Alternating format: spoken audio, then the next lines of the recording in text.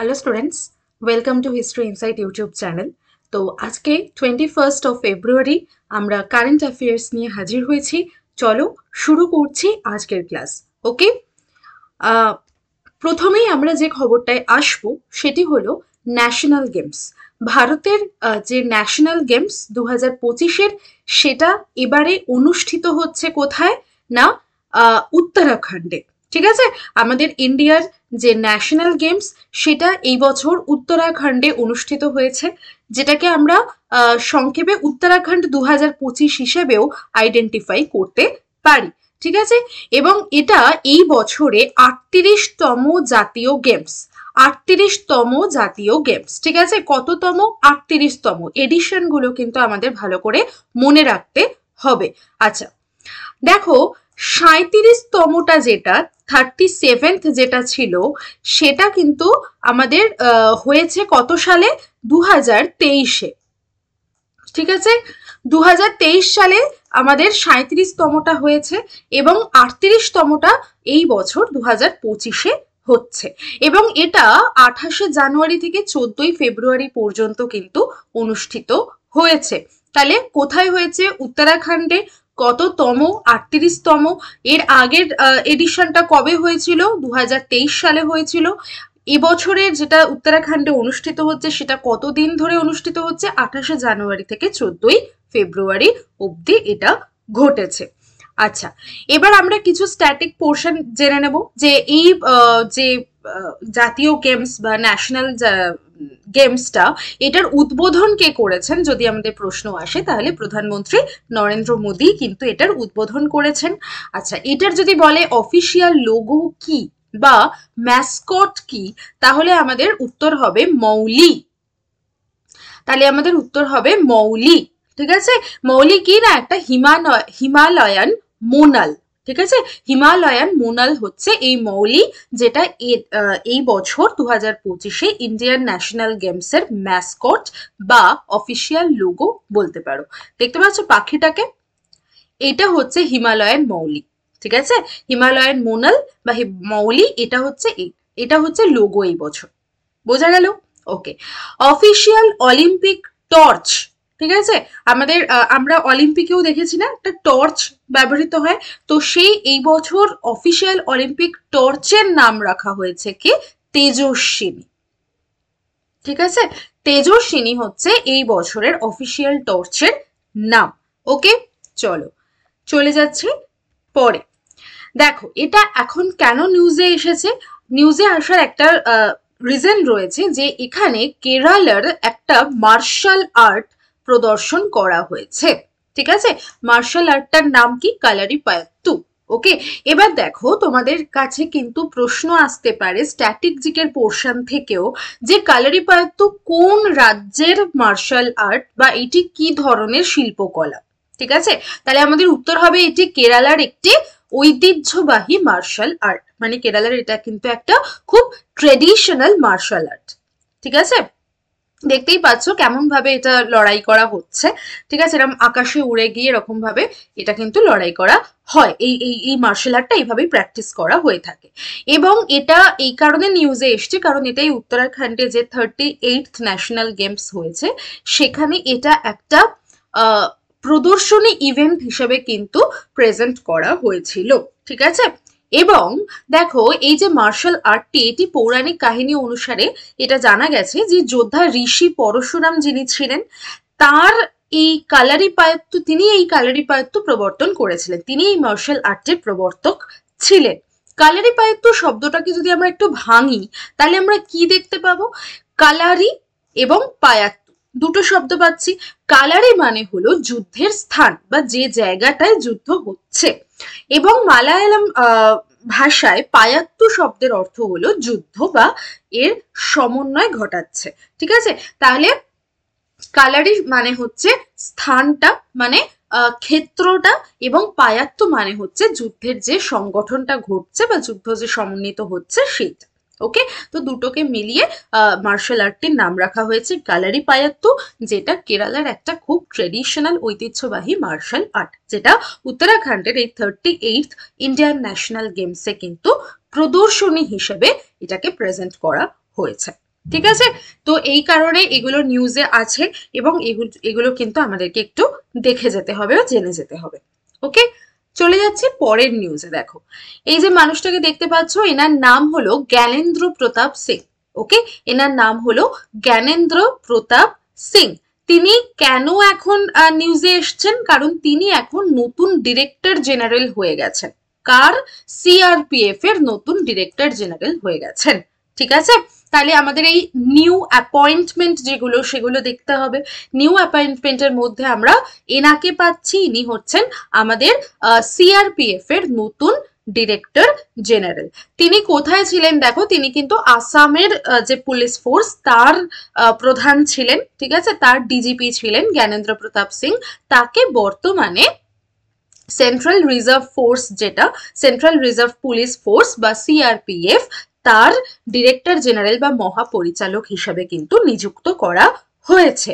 আচ্ছা, হোম মিনিস্ট্রির অধীনে ভারতের এই সিআরপিএফটি পড়ে। ঠিক আছে, হোম মিনিস্ট্রির আন্ডারে কিন্তু সিআরপিএফ পড়ে। তো এই সিআরপিএফ যেটা কিনা আমাদের যে ইন্টারনাল যে নিরাপত্তা সেটাকে সুনিশ্চিত করে। ঠিক আছে, 1939-এ দেশের রাজ্যগুলোতে একটা প্রচন্ড অস্থিরতা দেখা গিয়েছিল 39-এর ওই টাইমটা করে।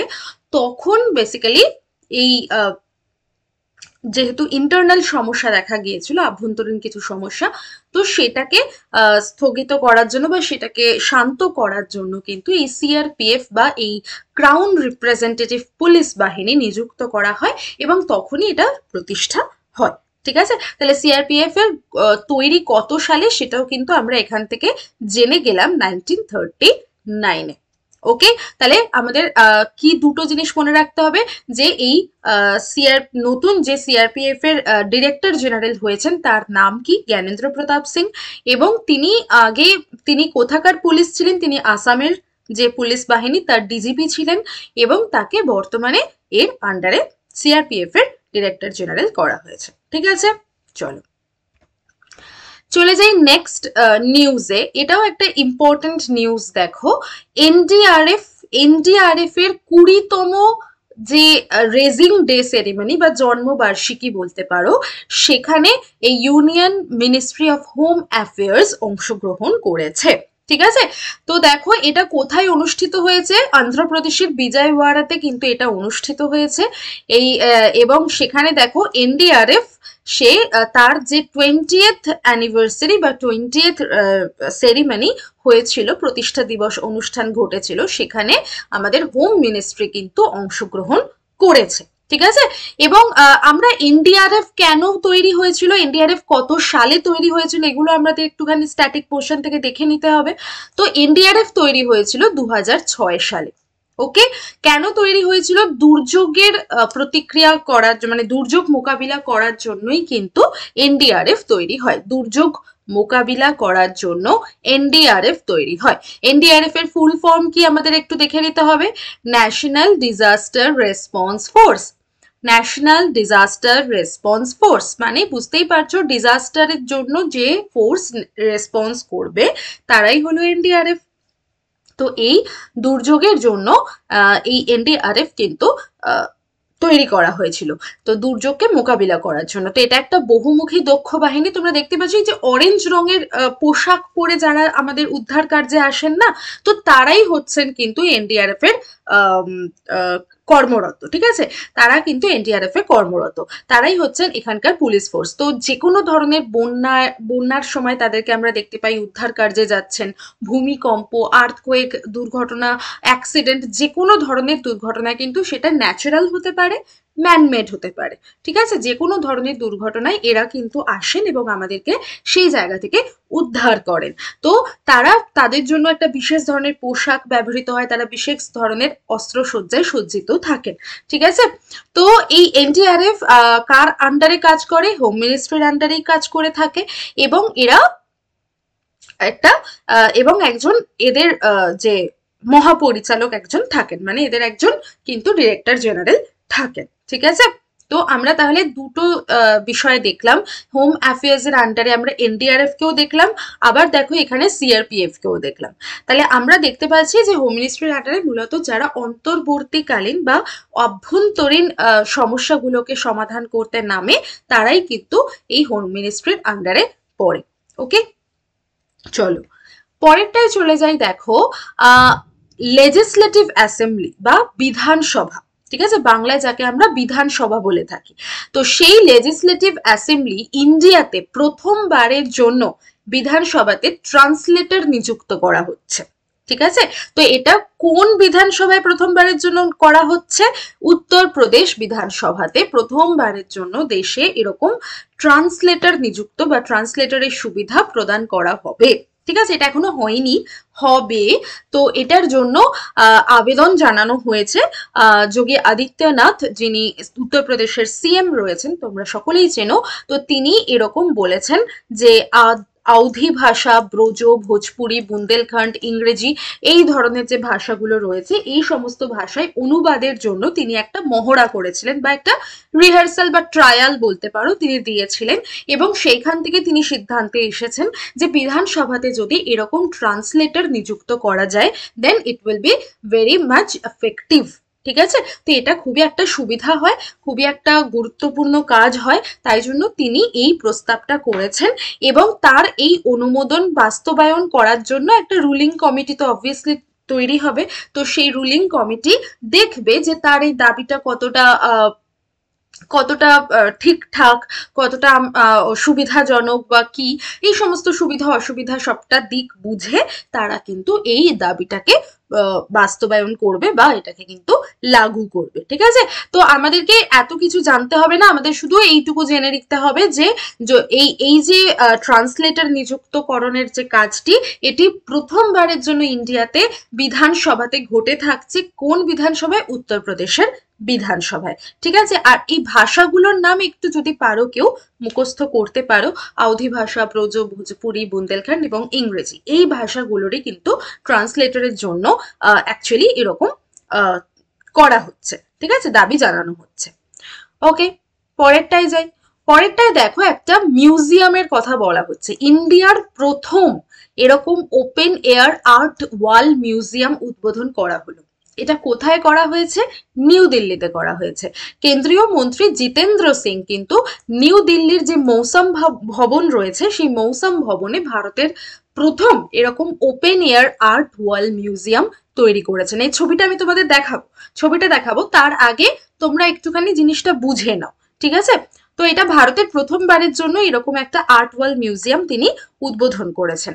এই জাদুঘরটি বা এই মিউজিয়ামটি ভারতের যে ক্লাইমেট বা ভারতের যে আবহাওয়া বিভাগ রয়েছে তাকেই অ্যাকচুয়ালি কিন্তু এখানে গ্লোরিফাই করা হচ্ছে বা তাকেই চিহ্নিত করা হচ্ছে। তার যে 150 বছরের একটা ইতিহাস রয়েছে তাকে এখানে অ্যাকচুয়ালি চিহ্নিত করা হচ্ছে। এবং এই মৌসম ভবনের এর যে উদ্বোধনটা করা হয়েছে এটা মেনলি কাদের উদ্যোগে বা কাদের সহযোগিতায় করা হয়েছে? দিল্লি স্ট্রিট আর্ট, দেখবে না রাস্তায় যে ধরনের ডুডল গুলো করা হয় বা রাস্তায় যে ধরনের গ্রাফিটি গুলো আমরা দেখতে পাই, স্ট্রিট আর্ট যেগুলো দেখতে পাই, তো সেই তারাই তাদের তো একটা ডিপার্টমেন্ট থাকে, মানে ওটা তো শুধু শুধু কেউ আমি র্যান্ডাম গিয়ে করে এলাম সেরকম তো হয় না। তো তারা করার জন্য একটা তাদের মানে একটা অর্গানাইজেশন রয়েছে। তো দিল্লিতে যেটা রয়েছে দিল্লি স্ট্রিট আর্ট অর্গানাইজেশন, তাদের সহায়তাতেই কিন্তু এটা করা হয়েছে। ওকে, এবং এই শিল্পকর্মটি দেখো ভারতের আবহাওয়া সংক্রান্ত অগ্রগতি, সমাজে আবহাওয়া বিজ্ঞানের যে ভূমিকা, এই সমস্ত জিনিসকেই তুলে ধরছে। এবং এই আবহাওয়া দপ্তরের যে 150 বছরের একটা জার্নি তাকেই চিহ্নিত করে এই বেসিক্যালি ওপেন এয়ার আর্ট ওয়াল মিউজিয়ামটি তৈরি করা হয়েছে বা উদ্বোধন করা হলো। ঠিক আছে, এটা ভারতের প্রথমবারের জন্য কিন্তু করা হলো। তো এই জিনিসগুলো আমাদের একটু মাথায় রাখতে হবে। তো দেখো ছবিটা দেখো ভালো করে, দেখতে পাচ্ছ তোমরা বিভিন্ন টাইপের সিনারির ছবি রাখা হয়েছে, পাহাড়ের ছবি, ঠিক আছে, এরকম ঘুরতে যাচ্ছে, ট্যুরিজম রয়েছে। ওকে, এখানে দেখো পুরো সিটির একটা ছবি। ওকে, একটা সাধারণ মানুষ যে কিনা যাচ্ছে এবং পাশে একজন বুড়ো মানুষও রয়েছেন।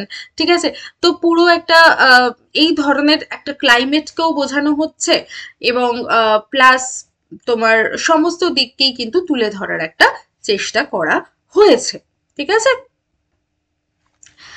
নেক্সট একটা খুব খুব খুব ইম্পর্টেন্ট নিউজে আমরা যাচ্ছি। দেখো, নাভিকা সাগর পরিক্রমা 2, নাভিকা সাগর পরিক্রমা 2, এটার 1 নম্বর যে পরিক্রমাটা ঘটেছিল সেটা 2017 সালে হয়েছিল, সেটা 2017 সালে হয়েছিল এবং আবার 2025 সালে গিয়ে কিন্তু 2025 বলবো না, অ্যাকচুয়ালি এটা শুরু হয়েছে 2024 সালে। 2024 সাল থেকে কিন্তু শুরু হয়ে গেছে, ডিসেম্বর থেকে বেসিক্যালি এটা এই যাত্রাটা শুরু হয়েছে এবং 25-এ গিয়ে এটা শেষ হবে। তো এই নাভিকা সাগর পরিক্রমা 2 যেটা, সেটা কিন্তু 2024 থেকে হচ্ছে। আর 2017 সালে প্রথমবারের জন্য নাভিকা সাগর পরিক্রমা হয়েছিল। ঠিক আছে, এবার এটা কেন নিউজে আছে, এটা কিন্তু এখন পরপর পরপর নিউজে আছে। এটা একটু কদিন আগের নিউজ, যেটা আমি ছবিটা তোমাদের দিয়েছি। পয়েন্ট নেমোতে পৌঁছেছিল হচ্ছে এই তারিণী। এবং আচ্ছা, এটা বলে রাখি যে এই যে সাগর পরিক্রমাটি ঘটছে, এটার জন্য যে জাহাজটি ব্যবহৃত হচ্ছে সেই জাহাজটির নাম হচ্ছে আইএনএসভি তারিণী। ঠিক আছে, আইএনএসভি তারিণী বা তরিণী। ঠিক আছে, এই জাহাজটি করে কিন্তু এই নাভিকা সাগর পরিক্রমা ঘটছে এবং এটা এই যে সাগর পরিক্রমাটি, এটা মেনলি দুটো বিষয়ের ওপর ফোকাস করে। ঠিক আছে, একটা হচ্ছে আমাদের ওমেন এম্পাওয়ারমেন্ট এবং জেন্ডার ইনইকুয়ালিটি। ঠিক আছে, জেন্ডার ইকুয়ালিটি এবং ওমেন এম্পাওয়ারমেন্ট এই দুটোকে কিন্তু মেন ফোকাস করছে। তাই জন্য দেখো এখানে দুটো মহিলার ছবি তোমরা দেখতে পাচ্ছ। তো এরা দুজন কিন্তু মেন। ঠিক আছে, এদের দুজনের নাম আমরা পড়বো।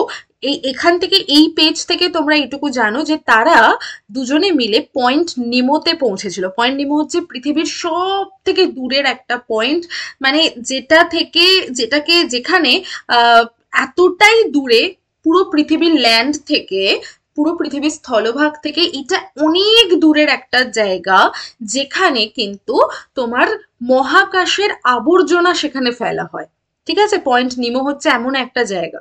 ঠিক আছে, তো ওটা মানে পরিত্যক্ত একটা ভূমি, সেই অবধি পৌঁছেছিল হচ্ছে এরা।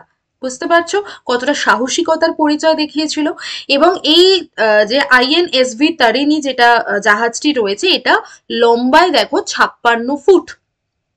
ঠিক আছে, আচ্ছা, এবার দেখো এই অভিযানটি আমি তোমাদের বললাম জেন্ডার এম্পাওয়ারমেন্ট বা ওমেন এম্পাওয়ারমেন্ট এবং মেরিটাইম এক্সিলেন্সকে প্রুভ করার জন্যই কিন্তু এই অভিযানটি করা হচ্ছে। এই সমুদ্র পরিক্রমাটি করা হচ্ছে, নাভিকা সাগর পরিক্রমা। এবং দেখো এখানে দুজন মহিলা অফিসার রয়েছেন, একজন হলেন লেফটেন্যান্ট কমান্ডার দিলনা কে এবং আরেকজন হলেন লেফটেন্যান্ট কমান্ডার রূপা এ। ঠিক আছে, দিলনা কে এবং রূপা এ, এরা দুজনে মিলে কিন্তু এই মেন অফিসার হচ্ছেন এরা দুজন, এবং এরা কিন্তু এই জার্নিটা করছেন, এই ভয়েজে তারা বেরিয়েছেন। এবং দেখো তাদের টোটাল হচ্ছে লক্ষ্য এরকম যে তারা এখনো পর্যন্ত 21,600 নটিক্যাল মাইল অলরেডি ভ্রমণ করে নিয়েছেন।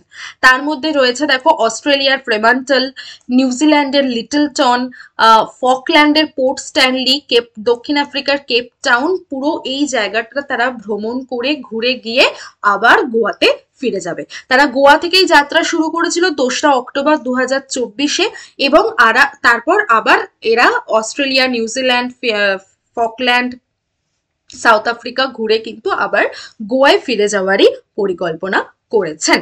ঠিক আছে, তো টোটাল তারা এখনো পর্যন্ত 21,600 নটিক্যাল মাইল তারা পরিক্রমা করে নিয়েছেন। তো এটা গেল টোটাল একটা তোমাদের কাছে ধারণা যে এই আইএনএসভি তারিণী, তার সঙ্গে হচ্ছে তোমার নাভিকা সাগর পরিক্রমা, এটা কবে প্রথম হয়েছিল।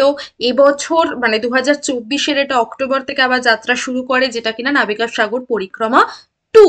আচ্ছা, আর এখানে কারা কারা রয়েছেন, মানে দুজন যে মেইন অফিসার রয়েছেন তাদের নাম আমরা একটু মনে রাখবো, একজন দিলনা আর একজন রূপা। আর তারা এই অভিযানটি মূলত কোন দুটো বিষয়কে ফোকাস করছে, একটা হলো জেন্ডার ইকুয়ালিটি বা জেন্ডার এম্পাওয়ারমেন্ট এবং আরেকটা হলো মেরিটাইম এক্সেলেন্স, এই দুটোকে ফোকাস করা হচ্ছে। আর একটা ইম্পর্টেন্ট নিউজ হলো এই পয়েন্ট নিমো। ঠিক আছে, এই নিউজটাকে ঘিরে এতগুলো গুরুত্বপূর্ণ পয়েন্ট রয়েছে এবং এরপরে যদি আবার কিছু ওনারা অ্যাচিভ করেন তাহলে কিন্তু সেটাও এর সঙ্গে অ্যাড হবে। ওকে, এতদূর অব্দি ক্লিয়ার? ওকে, এরপর দেখো একটা নিউজ রয়েছে, এটা একটা important news, all India transgender conference. ঠিক আছে, এটা হয়েছে প্রথমবারের জন্য কোথায় না আজমিরে, রাজস্থানের যে আজমির, সেই আজমেরে প্রথমবারের জন্য কিন্তু এই ট্রান্সজেন্ডার কনফারেন্স আয়োজিত হয়েছে এবং এখানে প্রায় 2000 জনেরও বেশি ট্রান্সজেন্ডার মেম্বার বা সদস্য তারা কিন্তু অংশগ্রহণ করেছেন এবং এই অনুষ্ঠানটি একটা 10 দিনের সম্মেলন, ঠিক আছে, 10 দিনের একটা কনফারেন্স। এবং এটা দেখো 17 ফেব্রুয়ারি 2025 তারিখ থেকে শুরু হয়েছিল। এর লক্ষ্য হলো সারা ভারত জুড়ে যত ট্রান্সজেন্ডার রয়েছেন তারা এখানে সম্মিলিত হন এবং তাদের যে ব্যক্তিগত সমস্যা বা তাদের যে সামাজিক সমস্যা সমস্ত কিছু নিয়ে এখানে আলোচিত হয়, সেই সমস্যাগুলোর একটা সমাধানের জন্যই কিন্তু তারা এখানে এই সম্মেলনটি করে থাকেন। এটা অনুষ্ঠিত হলো প্রথমবার, এটা আজমিরে কিন্তু হলো, ঠিক আছে। ওকে, তো এই গেল আজকের নিউজ। এবং যেতে যেতে বলে রাখি তোমাদের যে হিস্ট্রি ইনসাইটের টেলিগ্রাম গ্রুপে তোমরা অবশ্যই করে জয়েন হয়ে যাও, কারণ টেলিগ্রাম গ্রুপে তোমরাই কিন্তু এই ক্লাসের পিডিএফটি পাবে।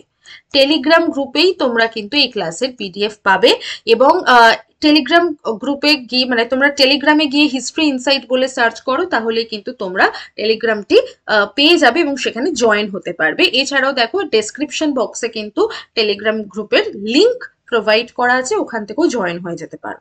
আর যদি কোনো রকম কোনো তোমাদের প্রবলেম হয়, কিছু অসুবিধা হয়, তোমরা ফোন করতে পারো সকাল 10টা থেকে বিকেল 5টার মধ্যে এই নাম্বারটায়।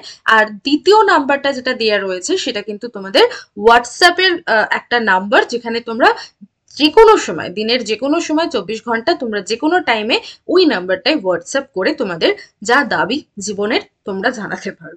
ওকে, তো চলো আজকের ক্লাসটা এই অবধি রাখছি, দেখা হবে আবার আগামীকাল। সকলে কিন্তু খুব ভালো থেকো। Thank you.